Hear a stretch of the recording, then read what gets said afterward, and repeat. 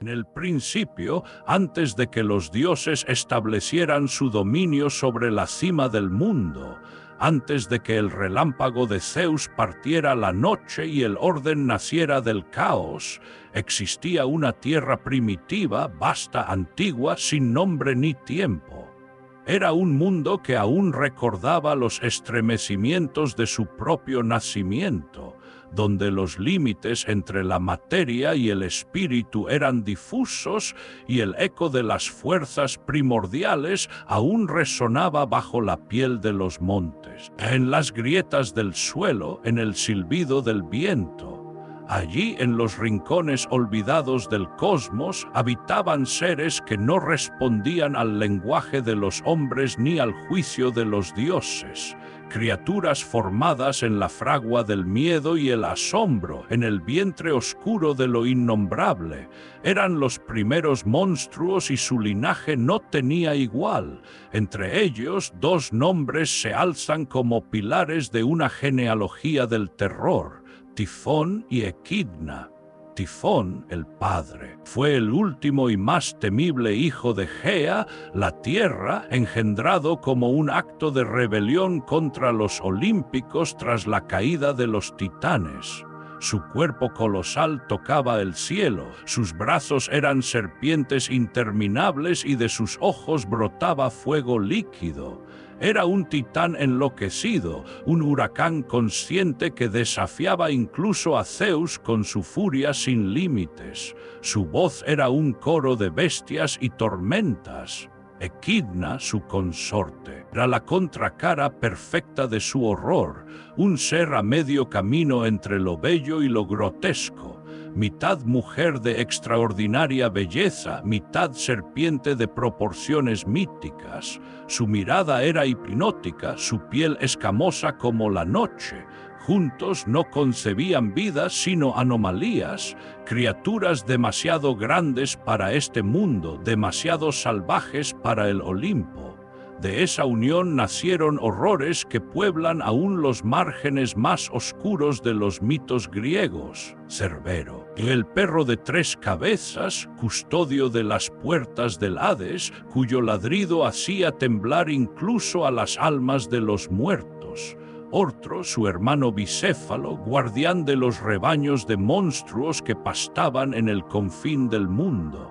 La hidra de Lerna, cuyo aliento era veneno y cuya carne se regeneraba tras cada corte, como si la muerte no pudiera alcanzarla.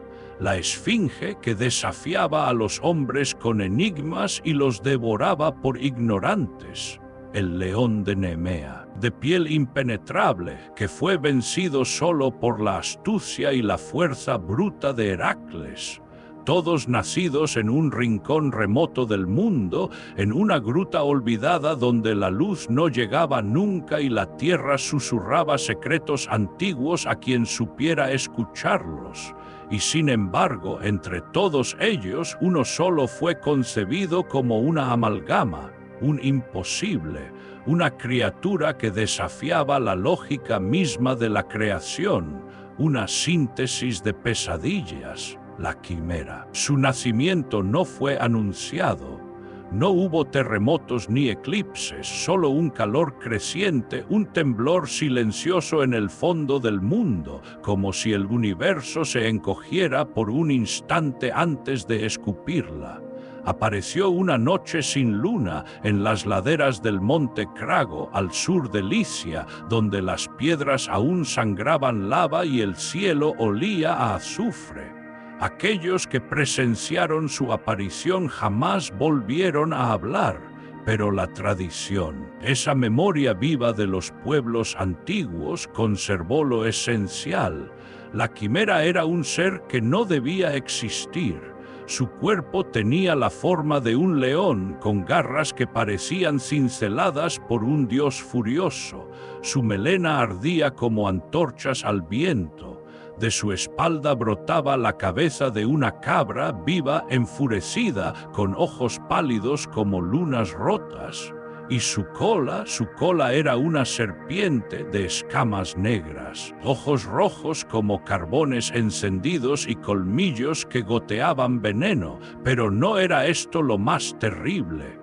Lo más aterrador era su aliento. De la boca del león brotaba fuego, un fuego que no necesitaba combustible ni reposo, un fuego que ardía con hambre, como si quisiera devorar el mundo desde dentro. Desde el primer momento, la quimera no buscó cazar ni esconderse. No tenía instinto de supervivencia porque nunca fue una criatura natural. Su propósito era otro: sembrar el miedo, anunciar que el caos no había muerto, que el orden de los dioses era apenas una capa frágil sobre un abismo que aún respiraba. Allí donde la quimera pisaba, el suelo se agrietaba, los pastos se convertían en polvo y los hombres caían de rodillas, no por fe sino por desesperación. Los antiguos la llamaron portadora de ruina, la mezcla impura, el presagio ardiente. No tenía nombre propio, porque ningún nombre podía contenerla. Su existencia era una pregunta que ni los sabios sabían responder. ¿Era castigo? ¿Era advertencia? ¿O era simplemente un recuerdo viviente del mundo anterior, el que existía antes de las reglas? Los dioses la observaron desde el Olimpo con esa mezcla de temor y respeto que solo se tiene por aquello que no se puede controlar. No la crearon, no la dominaron y sin embargo la dejaron ser. Tal vez porque sabían que incluso en el nuevo orden era necesario que existiera un recordatorio de lo que acecha cuando se olvida el origen. Así nació la quimera, en silencio, en fuego, en soledad, y con ella se abrió un nuevo capítulo en la historia de los monstruos.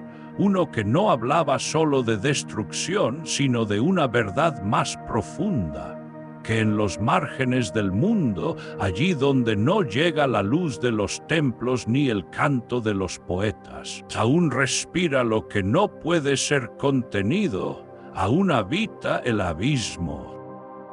La quimera no caminaba, descendía, lo hacía como lo hacen los presagios, sin prisa, sin piedad, sin detenerse a mirar atrás.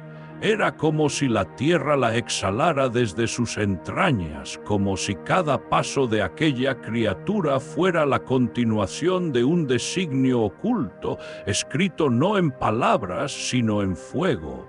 Fue en las colinas del sur de Licia, una región montañosa donde los olivos crecían en terrazas y los pastores contaban las estrellas como se cuentan los días, donde la criatura dejó su primera marca. Al principio llegaron rumores, el ganado desaparecía, las aguas de los arroyos se enturbiaban sin causa. El viento olía a quemado, incluso en los días en que no había sol. Las cabras daban a luz crías sin vida. El silencio en los valles comenzó a volverse espeso, demasiado denso, como si hasta los insectos huyeran del lugar. Luego el fuego llegó, desde las laderas del monte Crago, testigo milenario de leyendas y sepulcro de volcanes dormidos, surgieron lenguas de llamas sin origen visible. Las montañas mismas parecían rugir, y en ese rugido se escondía algo más que piedra quebrada. Se oía una respiración, una presencia. Los aldeanos, gente acostumbrada al lenguaje de la tierra y los signos del cielo, no tardaron en comprender que aquello no era una simple erupción ni una plaga. Había algo allá arriba, algo que bajaba, y no bajaba para quedarse, bajaba para devorar. Pronto las primeras aldeas comenzaron a arder, no como arde una casa por accidente. Ardían con una ferocidad imposible, como si el fuego no viniera de las antorchas o del aceite, sino del mismísimo aliento de la tierra. testigos sobrevivientes, los pocos que escaparon, hablaban de una sombra coronada por llamas, de un rugido que no era de uno solo, sino de 3 bocas distintas, de una cabra que gritaba con voz humana, de una serpiente que siseaba nombres que nadie recordaba, y del fuego, siempre el fuego. La quimera no distinguía entre templos y graneros, no obedecía más que a su naturaleza caótica, no buscaba alimento ni territorio. Era una presencia elemental, un caos encarnado. Donde pasaba, la piedra se fundía, las cosechas quedaban ennegrecidas y las ánforas estallaban por el calor sin que ninguna llama las tocara. Las ciudades comenzaron a cerrar sus puertas, a ofrecer sacrificios, a construir altares improvisados, no para detenerla, sino para calmarla, como si fuera una diosa antigua, una deidad primitiva a la que nadie había aprendido a nombrar, pero cuya furia era reconocible.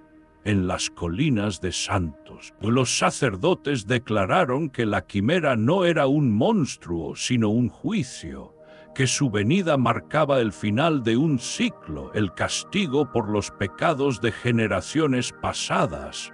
Algunos comenzaron a venerarla, otros huyeron. Los más desesperados se inmolaban en su nombre, esperando que el fuego los tomara antes de que la bestia lo hiciera. En las ciudades costeras, los marineros que antes se aventuraban por el Egeo comenzaron a evitar las costas de Licia. Decían que en las noches sin luna, desde la cubierta de sus naves, podían ver una lengua de fuego serpenteando las montañas, como si un dragón ciego trepara entre los riscos. Las aves cambiaron sus rutas migratorias, las bestias del bosque abandonaron su hábitat, y las madres, cuando acunaban a sus hijos, lo hacían con un rezo en los labios y los ojos clavados en el horizonte.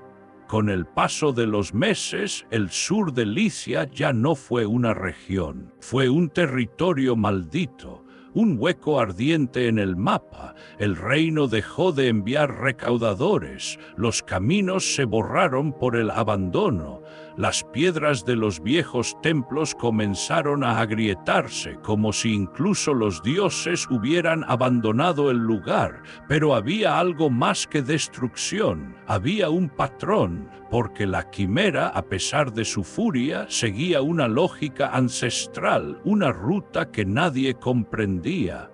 Se desplazaba como el fuego por la maleza, con intención, con ritmo, como si obedeciera una música secreta que solo ella oía.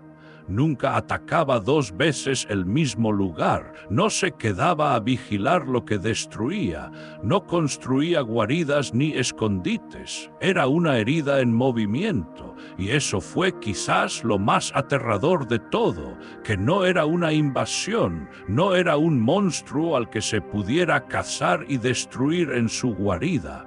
Era como una enfermedad, como un castigo atmosférico, como una sombra viva que arrasaba por donde pasaba y luego seguía su camino.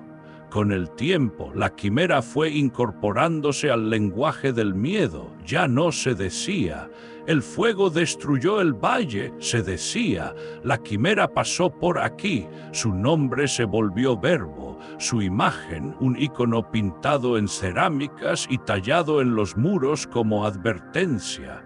Y los sabios comenzaron a preguntarse no cómo matarla, sino cuándo volvería, porque todos sabían que no se trataba de si lo haría, sino de cuándo. Así comenzó el reinado de la quimera en el sur de Licia, un reinado sin trono ni corona, un dominio nacido del miedo, sostenido por la ausencia de esperanza. Y mientras tanto, en otras regiones de Grecia, se tejía el destino de un joven que aún no sabía que un día cabalgaría los cielos, que un día miraría al monstruo a los ojos, y que al hacerlo, cambiaría para siempre el equilibrio del mundo.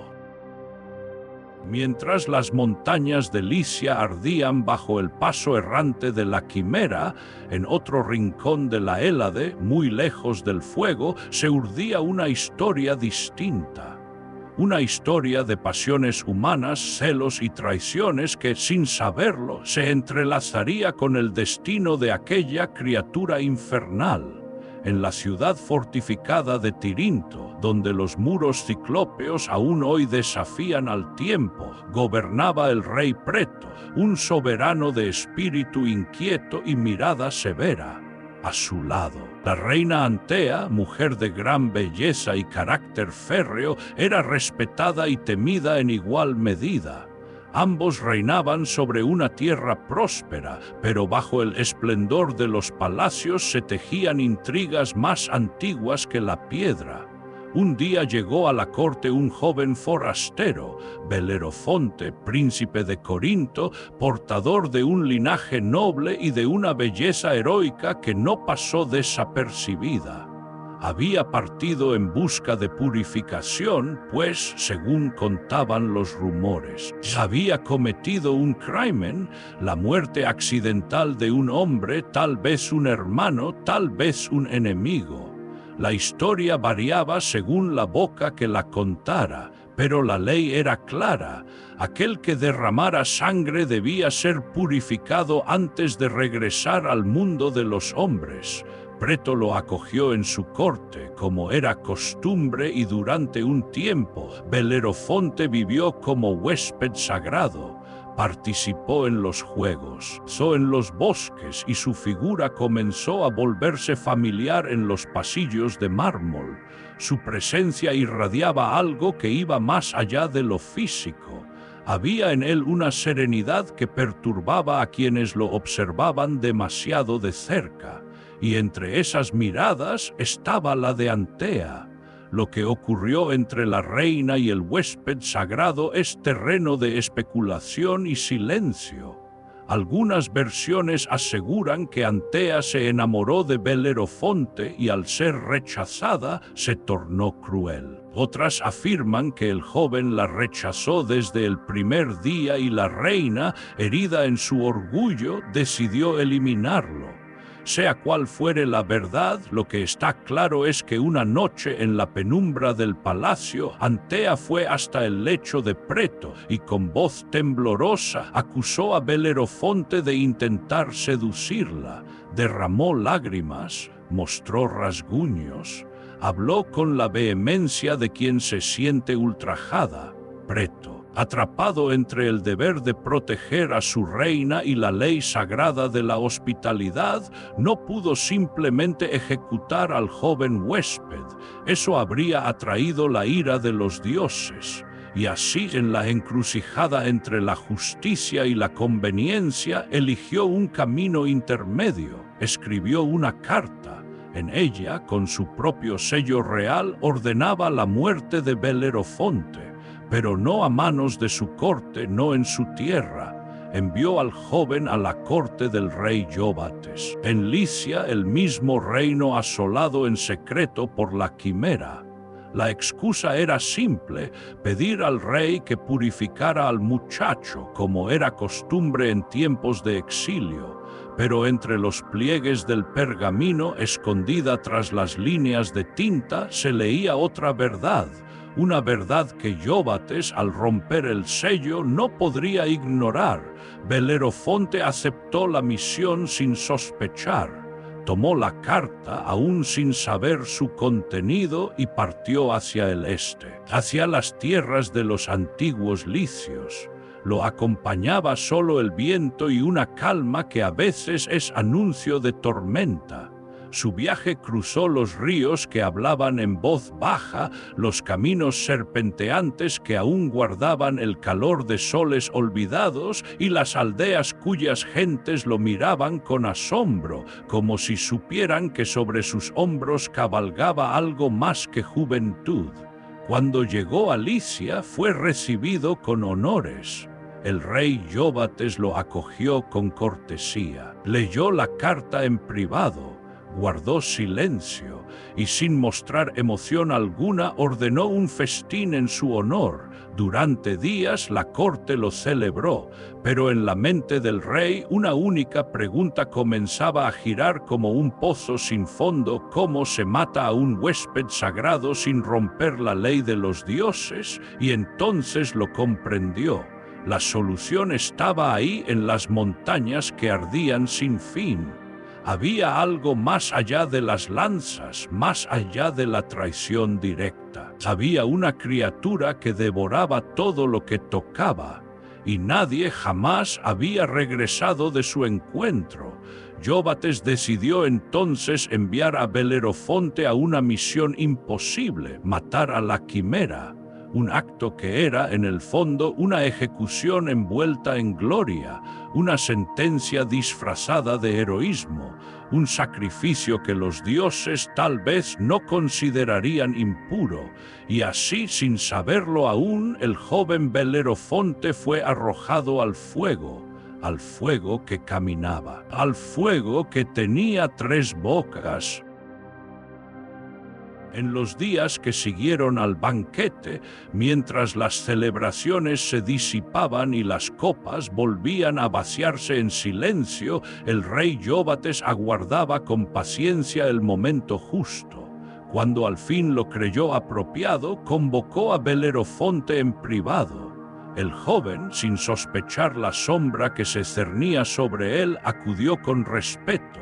Allí, entre columnas de mármol y tapices ondeantes, el rey le habló de una amenaza que asolaba su reino: una criatura salvaje, salida de los antiguos mitos, que devastaba los campos, devoraba rebaños y calcinaba a los pastores. Un ente del que hablaban los ancianos con voz temblorosa, la quimera, la describió como una bestia triple nacida del abismo, cuyo aliento era fuego vivo. Nadie había podido acercarse sin perecer. Era, según dijo, el azote de Licia, la sombra que nadie puede mirar de frente. El rey, con fingido pesar, confesó que su reino necesitaba un héroe, y no había en toda la Hélade uno más prometedor que Belerofonte. La propuesta era una sentencia, pero Belerofonte no lo supo. Al contrario, vio en aquellas palabras una oportunidad de redención, de probarse a sí mismo, de escribir su nombre entre los cantos, y así aceptó, pero pronto comprendió que enfrentarse a un monstruo de tal magnitud no era tarea de un hombre común. En las noches que siguieron, el joven vagó por los jardines del palacio, inquieto, hablando en susurros con las estrellas. Se preguntaba cómo sería posible vencer a un ser que podía devorar ejércitos, cómo acercarse siquiera a su fuego, cómo enfrentarse a una criatura que parecía haber nacido del odio de la tierra misma.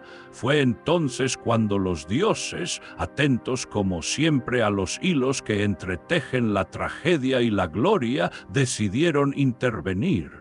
Una noche, mientras dormía bajo un olivo consagrado a Atenea, Belerofonte tuvo un sueño. En él se le apareció la diosa en figura velada, blanca como el mármol y serena como la muerte. No le habló con palabras, sino con imágenes. Le mostró un caballo alado, brillante como la espuma del mar, descendiendo de los cielos con un relincho que quebraba la oscuridad. Le enseñó una fuente secreta, escondida entre los pliegues del monte Helicón, donde ese ser celestial se abrevaba cada amanecer. Al despertar, Belerofonte no dudó, partió al instante hacia el monte, guiado por los símbolos del sueño. Durante días buscó sin descanso entre laderas cubiertas de mirtos y helechos. Al fin, al amanecer del 7º día, lo vio: Pegaso, una criatura surgida de los mitos más antiguos, hijo de la sangre de Medusa cuando fue decapitada por Perseo y del dios del mar, Poseidón. Su cuerpo era blanco como el alba, su crin resplandecía al sol y sus alas extendidas parecían capaces de abrazar el cielo entero, pero Pegaso no era una bestia domada. Era libre, puro, indómito como los vientos, se elevaba con furia si alguien intentaba acercarse. Era símbolo de lo que no se puede poseer. Belerofonte, recordando su sueño, comprendió que no debía atraparlo por la fuerza. Así se dirigió a un templo de Atenea en la falda del monte y ofreció un sacrificio en silencio. Pasó la noche entera orando sin exigir, sin rogar, solo esperó, y la diosa, complacida por su humildad, descendió en secreto a su lado. Le entregó una brida de oro forjada por Hefesto que solo los dioses podían otorgar. «Esta es la llave del cielo», le susurró antes de desvanecerse en el perfume de los laureles. Con la brida en mano, Belerofonte volvió a la fuente al alba. Pegaso estaba allí bebiendo como si el mundo no fuera más que agua y luz. El joven se acercó, sin miedo, y extendió la brida divina. Y entonces ocurrió lo imposible. Pegaso no huyó, no se alzó, se dejó montar. Fue así como nació el pacto entre el hombre y el caballo alado, no como amo y bestia, sino como compañeros, aliados en una misión dictada por dioses y reyes. Durante días, Belerofonte entrenó con Pegaso, voló sobre cumbres donde nadie había pisado, cruzó ríos de nubes. Aprendió a luchar en el aire, a lanzar su lanza desde las alturas, a esquivar como los halcones cazan. Y cuando estuvo listo, cuando el miedo dejó de doler y se transformó en propósito, emprendió el vuelo hacia el sur, hacia Licia, hacia las colinas en llamas donde la quimera esperaba. No como un hombre que parte a morir, sino como un héroe que cabalga hacia lo imposible. Al amanecer, cuando los primeros rayos del sol aún se aferraban a las cumbres de Licia como dedos temblorosos de un dios dormido, la silueta de Pegaso surcó los cielos. A lomos del caballo alado, Belerofonte descendía con el viento en los ojos y el destino ardiendo en las venas. Bajo él, la tierra era una cicatriz abierta. Donde antes hubo valles fértiles y colinas cubiertas de viñedos, ahora solo quedaban campos carbonizados, cadáveres de árboles retorcidos, huellas humeantes donde los rebaños fueron consumidos.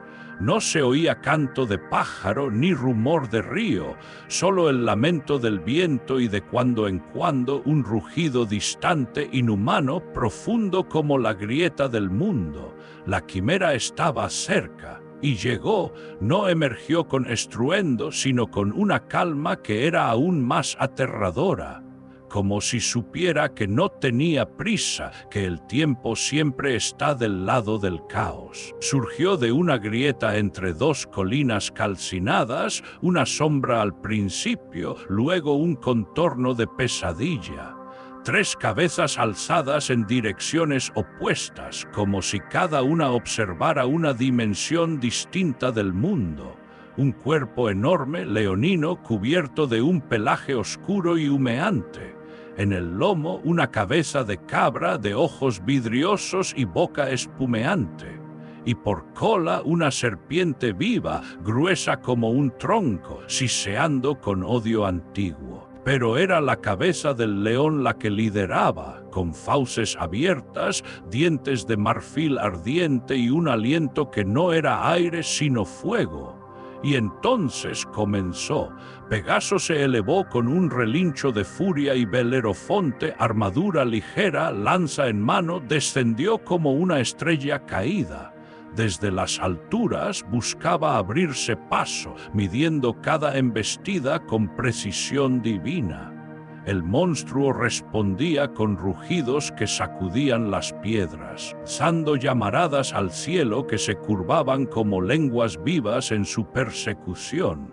El combate no tenía testigos humanos, solo las piedras, los árboles muertos y los espíritus de los que ya no estaban. Belerofonte atacaba desde lo alto, buscando el flanco ciego, pero la serpiente lo cazaba con movimientos rápidos y precisos. Más de una vez tuvo que esquivar en el último instante para no caer enredado por aquellas fauces silentes. La cabra embestía también, y con un poder espectral, como si en su mugido resonaran los ecos de las criaturas antiguas. Mientras tanto, el león escupía fuego y cada vez que lo hacía, el aire mismo ardía, obligando a Pegaso a ascender en espiral para no ser atrapado en un abrazo de muerte. Fue entonces cuando Belerofonte, en medio de la desesperación y el sudor, recordó la enseñanza de Atenea en su sueño. No podía vencer al fuego con fuerza. No podía vencer a la quimera como se vence a una bestia común. Debía usar la astucia. Voló alto, más alto de lo que Pegaso había volado jamás. El cielo se volvió delgado y frío. Desde allí el mundo era apenas un suspiro. Preparó su lanza. No era común, en su punta, atada con firmeza, llevaba plomo fundido. No como arma cortante, sino como trampa líquida. Pegaso descendió en picado, veloz como una estrella fugaz. La quimera alzó su cabeza y justo cuando abrió sus fauces para escupir su fuego, Belerofonte lanzó la lanza dentro de su garganta. El plomo, tocado por el calor infernal de sus entrañas, se fundió al instante, se derramó por su interior como lava viva. La quimera rugió, una vez, 2 veces, y luego el sonido se volvió un gorgoteo húmedo, un quejido que se apagó en un eco eterno. El monstruo se agitó, dando zarpazos al aire, convulsionando, golpeando la tierra con su cuerpo inmenso. La serpiente se enroscó en sí misma, la cabra mugió su último lamento, y entonces el cuerpo entero colapsó como un templo que ya no podía sostener su techo. Belerofonte descendió en silencio sin gritar victoria. Pegaso resoplaba, cansado, cubierto de ceniza. El aire estaba quieto, como si el mundo contuviera el aliento. La quimera había muerto, y con su muerte, algo más también se rompía en el equilibrio del cosmos, porque las bestias nacidas del abismo no son solo carne y fuego, son símbolos, son guardianas de fronteras invisibles, y cuando una de ellas cae, el mundo cambia. Tras la muerte de la quimera, el mundo no estalló en júbilo. No hubo fiestas ni danzas al pie de las colinas donde ardió el monstruo. El fuego cesó, sí, los cielos se despejaron de ceniza. La tierra lentamente comenzó a abrirse de nuevo a la luz. Pero fue un silencio lo que primero cayó sobre Licia, uno denso, espeso, como si los montes y los valles necesitaran tiempo para entender qué había sucedido. Las cenizas de la bestia se dispersaron con el viento y con ellas también el miedo que había gobernado la región. Regresaron los pastores con paso incierto, temiendo aún hallar huellas de garras en la roca o fauces escondidas entre las sombras. No hallaron nada, solo la quietud. Los campos quemados comenzaron a reverdecer, como si la muerte de la criatura hubiera levantado un hechizo antiguo. Los manantiales volvieron a fluir, y desde las aldeas más lejanas hasta las ciudades cercanas, el nombre de Belerofonte comenzó a elevarse como un nuevo mito. Pero en el alma del héroe no hubo celebración. Durante días, Belerofonte vagó por la región sin desmontar de Pegaso, sin responder a quienes lo aclamaban. Dormía al aire libre, con la mirada alzada hacia las estrellas. Comía poco, hablaba menos. Algo en su interior había cambiado, como si la batalla no lo hubiera fortalecido, sino despojado. Él mismo lo reconocía, había matado más que una criatura. La quimera no era simplemente un monstruo de carne y fuego, era una manifestación del caos primigenio, de aquello que vive más allá del orden que los dioses imponen. Había sentido en sus ojos múltiples algo más que furia, había sentido conciencia. Un saber arcaico, silencioso, que ni el plomo fundido pudo apagar del todo. Desde ese día, Belerofonte evitó los templos, no buscó ofrendas ni sacrificios, no pidió oro ni reino. Algo lo empujaba a ir más allá, como si la cima de su gloria no fuera un trono, sino un umbral. Comenzó a volar cada vez más alto, primero al amanecer, después al anochecer. Sobrevolaba los límites del mundo conocido, buscaba montañas donde el aire era tan delgado que ni Pegaso podía posarse. Y cuando alguien le preguntaba qué buscaba allá arriba, su respuesta era siempre la misma: el Olimpo. Y así el rumor creció. El asesino de la quimera no se conformaba con haber vencido lo imposible. Quería ir más allá del cielo, quería ser uno con los dioses, pero los dioses no olvidan. El acto de Belerofonte había sido heroico, sí, pero también perturbador. Había transgredido, había cruzado la delgada línea entre la virtud y la ibris, entre el elegido y el desafiante. Porque si un mortal podía matar a un engendro salido de Tifón y Equidna, ¿qué más se atrevería a hacer? El Olimpo observaba, silencioso, inmóvil, como esas colinas después de la muerte de la quimera. Y en lo más profundo del alma de Belerofonte, un presentimiento empezaba a crecer como un brote oscuro. He ido demasiado lejos, pero ya era tarde. El aire en las cumbres más elevadas de Licia se volvió tan delgado que las aves mismas lo evitaban. Allí, entre nubes que parecían talladas en mármol vivo, cabalgaba Belerofonte, su armadura tornasolada por la última luz del crepúsculo. Pegaso, fiel a su pacto, extendía sus alas en un aleteo pausado, como midiendo cada corriente de viento, cada corrimiento de la atmósfera que los acercaba al reino de los dioses. Belerofonte miraba hacia arriba, más allá del último anillo de nubes, donde el mítico Olimpo aguardaba tras el velo celeste. Ya no sentía miedo, sino una certeza pura, un fuego interior que lo empujaba a traspasar los límites impuestos a la humanidad. En su mente resonaba todavía el eco de la quimera, un presagio de lo que ocurre cuando el hombre osa dominar lo indomable. Y sin embargo, aquel recuerdo se hallaba ya consumido por la ambición, demostrar que un mortal podía elevarse hasta el hogar de los inmortales. Con cada impulso de Pegaso, la cima del mundo se acercaba. Las montañas licias quedaron muy abajo, sus valles reconstruidos tras la muerte del monstruo.